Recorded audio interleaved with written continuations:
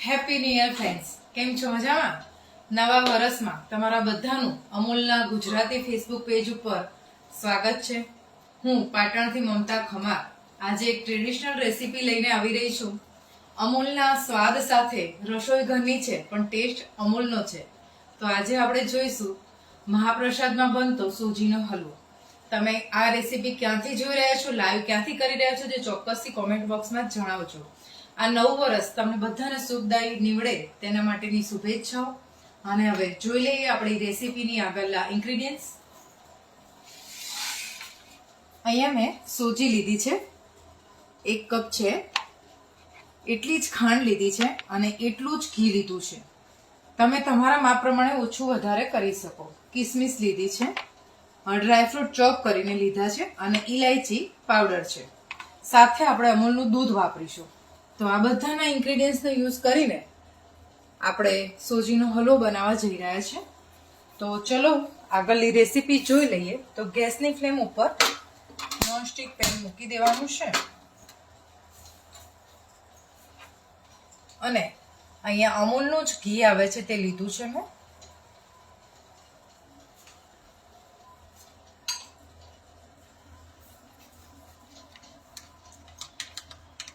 અમૂલનું pure ઘી છે આપણે, દેશી. તો આ ઘીમાં કોઈ પણ મહાપ્રસાદ બનતો હોય તો એનો ટેસ્ટ તો આવવાનો જ છે. શુભ કાર્યમાં હંમેશા શુદ્ધ અને સાત્વિક વસ્તુનો ઉપયોગ થવો જોઈએ. ઘીને ગરમ થવા દેવાનું છે. પ્રોપર ઘી ગરમ થાય પછી આપણે એમાં સોજી મિક્સ કરીશું.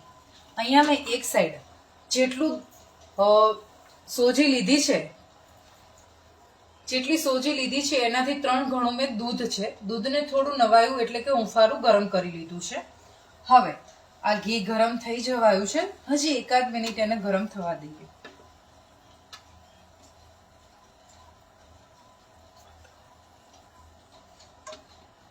હવે એમાં આપણે આ સોજી એડ કરી દઈશું.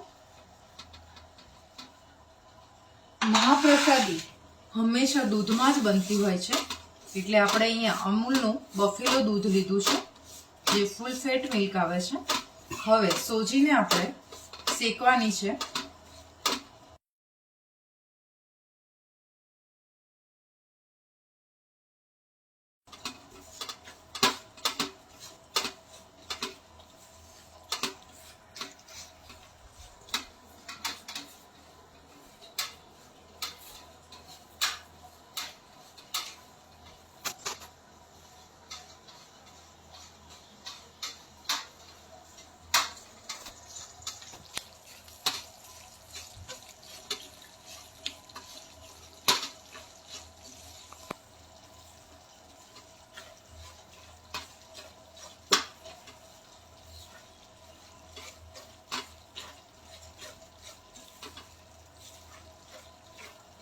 જેમ જેમ સોજી શેકાતી થશે એમ તમને લાગશે કે તે ફૂલી રહી છે અને મિશ્રણ હલકું થઈ ગયું છે.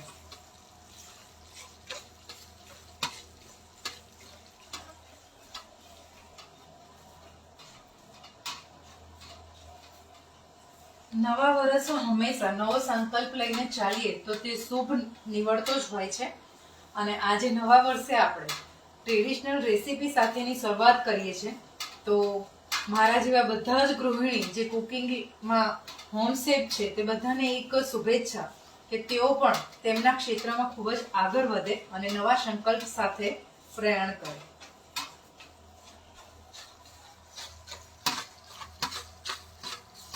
સરસ એરોમાં પણ આવી રહી છે અને તમે જોઈ રહ્યા છો કે સોજી એકદમ ફ્લફી થઈ ગઈ છે, પણ હજી આપણે એને 1-2 મિનિટ માટે થોડી પકાવીશું.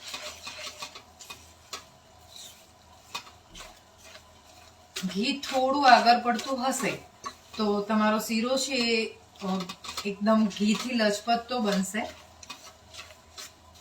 સત્યનારાયણ ભગવાનની કથા કરીએ કે કોઈ પણ પ્રભુને આપણે પ્રસાદ ધરાવે ત્યારે હંમેશા આપણે શીરો બનાવતા હોઈએ છીએ. બસ આજે જ આપણે મહાપ્રસાદ બનાવવા જઈ રહ્યા છીએ.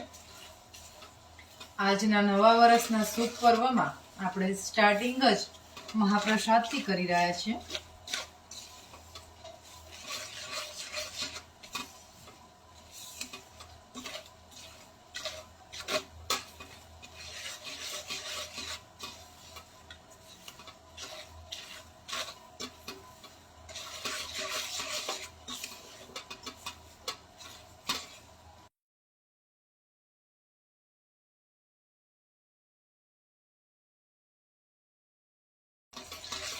આપણું સોજી શેકાઈને અહીંયા તૈયાર છે અને સરસ એવી એરોમાં પણ આવી રહી છે. તો હવે એમાં આપણે ધીમે ધીમે જે ગરમ દૂધ કર્યું હતું તે એડ કરીશું.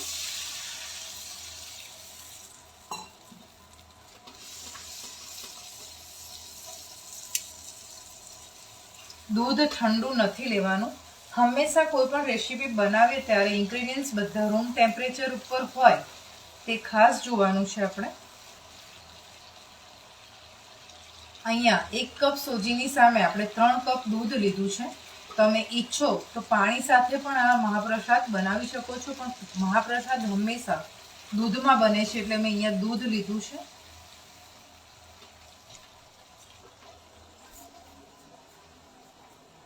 થોડું દૂધ હજી રવા દીધું છે તે પણ એડ કરીશું આપણે.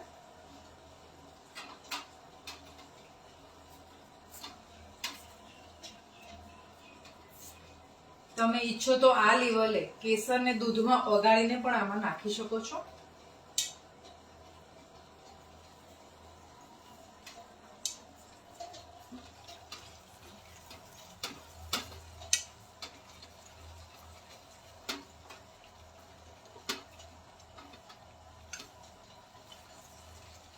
તમે જોઈ રહ્યા છો કે દૂધ બધું ધીમે ધીમે એબ્ઝોર્બ થઈ ગયું છે. તો હવે આ જ લેવલે આપણે આમાં ખાંડ ઉમેરી દઈશું. તમે તમારા ટેસ્ટ પ્રમાણે ઓછી વધારે ખાંડ કરી શકો છો.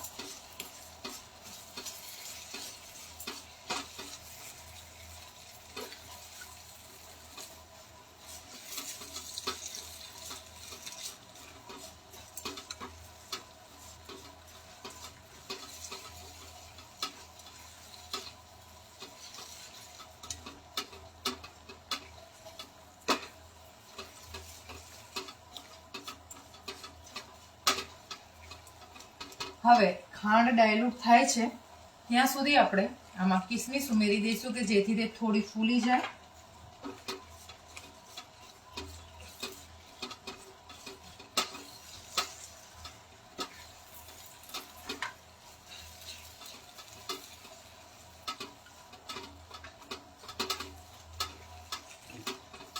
દૂધ અને ખાંડ બધું જ સોજીમાં મિક્સ થઈ ગયું છે અને એકદમ લચકેદાર શીરો આપણો તૈયાર થઈ ગયો છે, જેને આપણે સૂજીનો હલવો અને મહાપ્રસાદી કહીએ છીએ તે બનીને તૈયાર છે.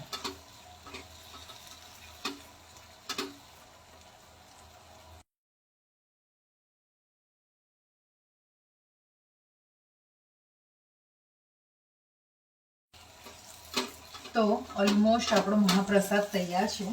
તો એમાં આપણે ડ્રાયફ્રૂટ એડ કરીશું.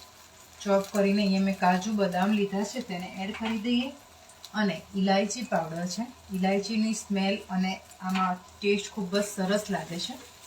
પ્રોપર એને મિક્સ કરી લઈએ.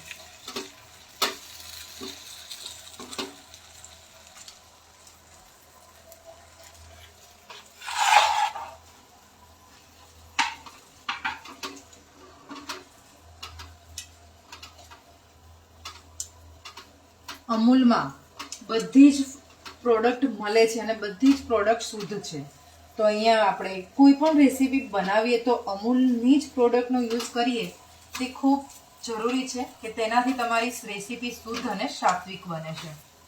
તો તમે જોઈ રહ્યા છો કે મારા ઘેર અત્યારે અમૂલની ઘણી બધી પ્રોડક્ટ તમે જોઈ રહ્યા છો, કેમ કે હું લગભગ બધી ડેરી પ્રોડક્ટ અમૂલની જ યુઝ કરું છું. હવે આપણો મહાપ્રસાદ તૈયાર છે. તો ગેસની ફ્લેમ આપણે બંધ કરી દેવાની છે. તમે જોઈ રહ્યા છો કે ધીમે ધીમે ઘી પણ રિડ્યુસ થઈ રહ્યું છે. મારા ઘરમાં ઘી અને ખાંડ બહુ ઓછું વપરાય છે, ઓછું ખવાય છે, એટલે મેં એ જ લેવલે અહીંયા બનાવ્યું છે. તમે ઈચ્છો તો થોડું આમાં વધારે કરી શકો છો. તો ચલો હવે આપણે સર્વ કરી લઈએ.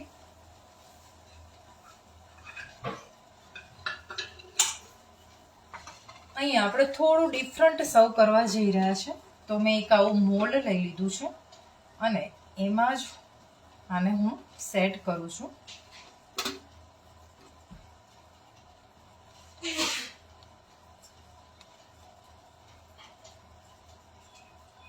પ્રોપર આને પ્રેસ કરવાનું છે.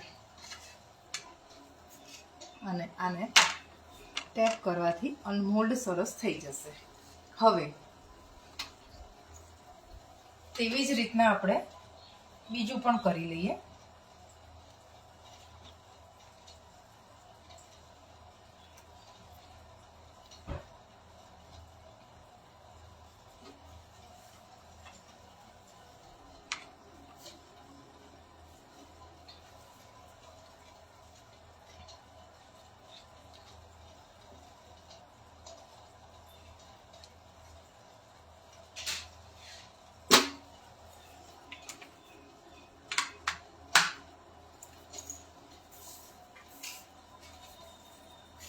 સરસ આપણો મહાપ્રસાદ બનીને તૈયાર છે. એને આપણે બદામથી ગાર્નિશ કરી લઈશું. સાથે કિશમિશ પણ મૂકીએ છીએ.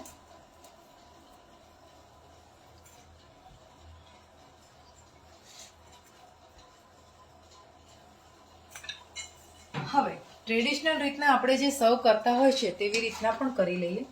અહીંયા મેં એક પ્લેટ લઈ લીધી છે અને તેમાં આપણે સર્વ કરવા જઈ રહ્યા છીએ.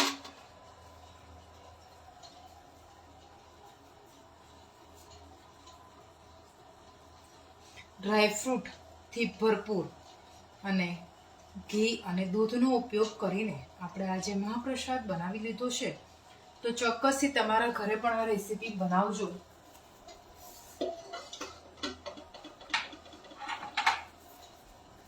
કેવી લાગી તે પણ જણાવજો.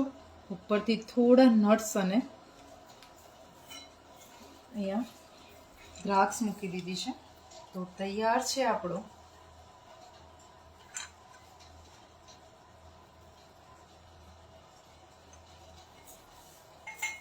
સોજીનો શીરો. 9 વર્ષ છે તો કંઈક સર્વિંગ પણ અલગ મળે એટલે આપણે આ નવી રીતના સર્વિંગ કર્યું છે.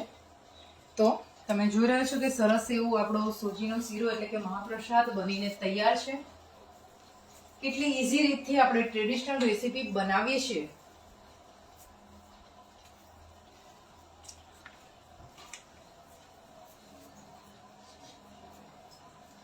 ફ્રેન્ડ્સ, અમૂલના ગુજરાતી ફેસબુક લાઈવમાં આજે મેં મહાપ્રસાદ સોજીનો શીરો બનાવ્યો છે, સોજીનો હલવો.